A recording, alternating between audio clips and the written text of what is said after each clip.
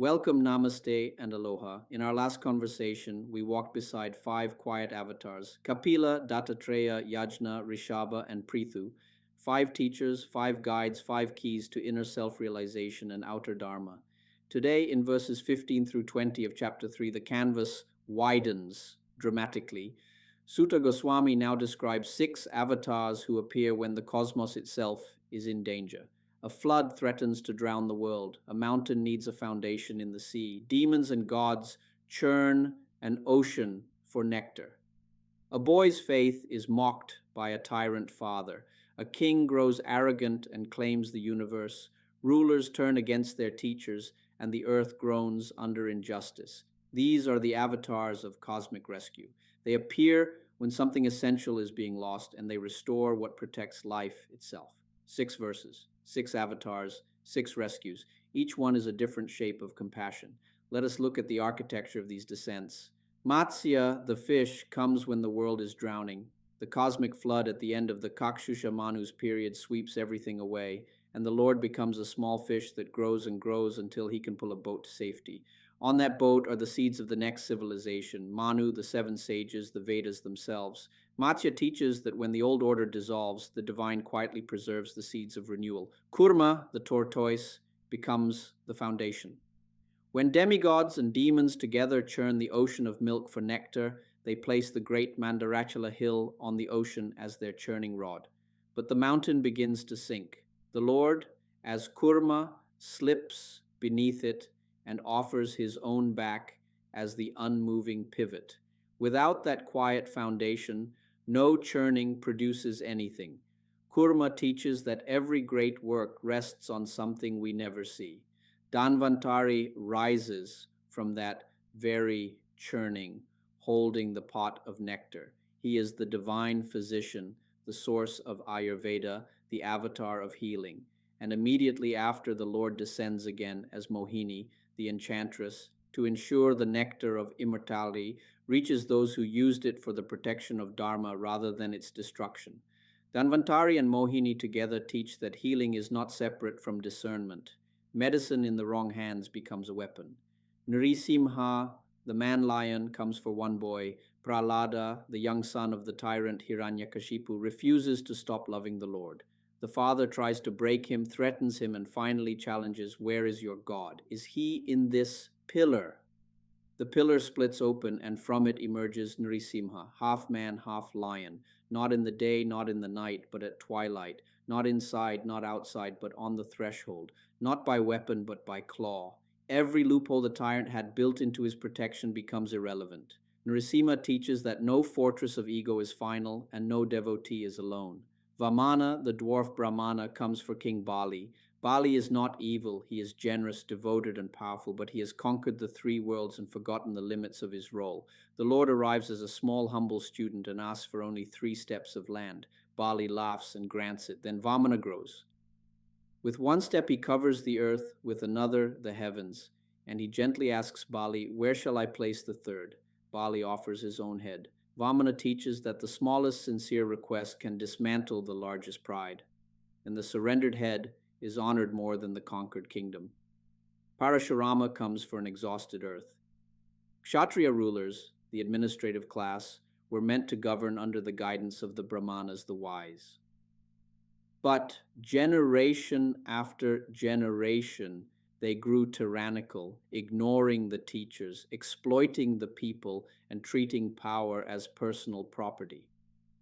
21 times the Lord, as Brigupati, removed the corrupt rulers and made room for righteous administration. Parashurama is not casual anger. He is the moral correction that comes when no other correction has worked. 6 avatars, 6 rescues, a flood, a mountain, a poison-laced ocean, a tyrant, an inflated emperor, a corrupted ruling class. Notice the pattern. The Lord is not removed from history. He enters it. He becomes whatever shape the moment requires. Sometimes a small fish, sometimes a vast tortoise, sometimes a healer, sometimes an enchantress, sometimes a fierce protector, sometimes a humble student, sometimes a clearing fire. Form follows the wound that needs to heal.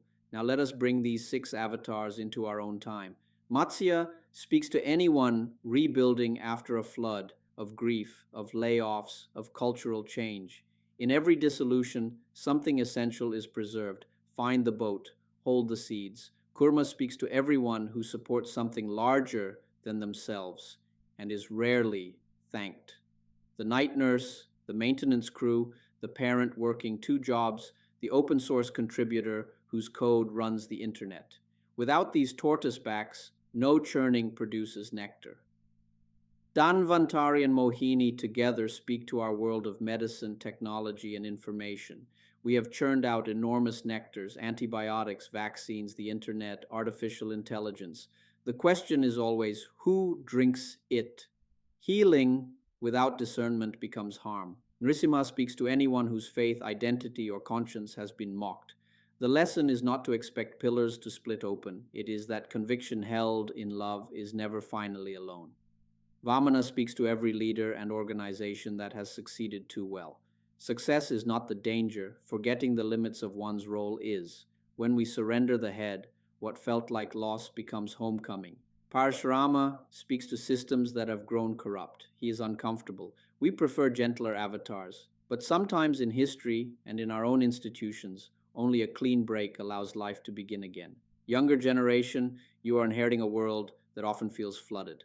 Climate stress, economic uncertainty, information overload, mental health pressure, institutional distrust. The temptation is to despair or to numb out. These six avatars offer a different posture. Be Matsya. Protect what matters when the waters rise. Be Kurma. Hold up what the loud world overlooks. Be Dhanvantari and Mohini. Heal where you can and be discerning about who you hand the nectar to. Be Narasimha. Keep your conviction alive in rooms that mock it. Be Vamana. When you succeed, ask where the third step belongs. Be Parashurama sparingly. When something must end it cleanly and for the right reason. You do not need to wait for an apocalypse. Every week offers small floods, small churnings, small pillars to split open. The avatars live in your responses. Older generation, you have already lived several of these. You have survived your own floods, the loss of parents, the ending of careers, the dissolution of certainties. You have been Matsya without knowing it, and Kurma, the unseen pivot for children, employees, and communities. Now, a particular gift is yours. And you can be Dhanvantari and Mohini for the younger generation, handing them the nectar of your experience with discernment. Not every story needs to be told. Choose the medicine and choose the moment. A Parashurama gift also remains in your hands. You can name what the younger people are too polite to name. The clean cut, spoken in love, is sometimes the kindest gift an elder can give.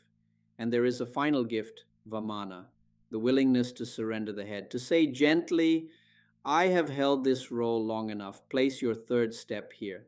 That offering creates room for the next generation and returns the elder to the deepest peace of all, the peace beyond identity. Six avatars, six different shapes of one love. Whatever the moment, whatever the wound, the divine has already taken a form that meets it. Sometimes that form is in the scriptures. More often it is in us when we choose to respond instead of react. Thanks. Namaste and Mahalo.